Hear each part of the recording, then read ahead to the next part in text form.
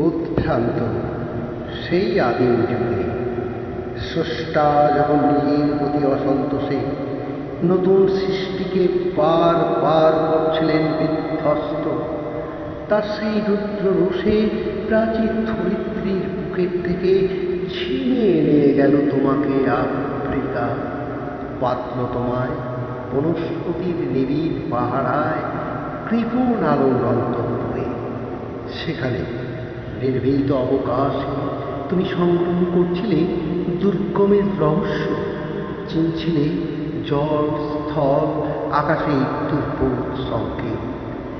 প্রকৃতির দৃষ্টি অতীত জাদু মন্ত্র জাগাচ্ছিল তোমার চেতনার কুতূহলে।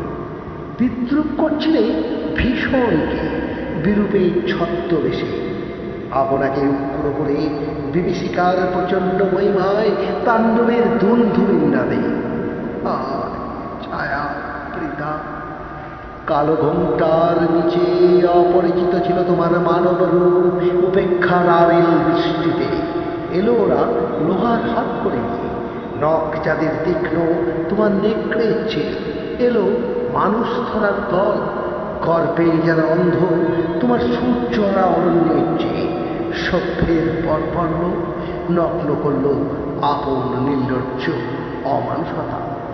তোমার ভাষাহীন ক্রন্দনে বাষ্পাকুল অরণ্য পথে পঙ্কিল হলো ধুলি। তোমার রক্তে অশ্রুত মিশে দস্যু পায়ের কাটামারা জুতোর তলায় বিভৎস কাদার পিণ্ড চির চিহ্ন দিয়ে গেল তোমার অপমানিত ইতিহাসে।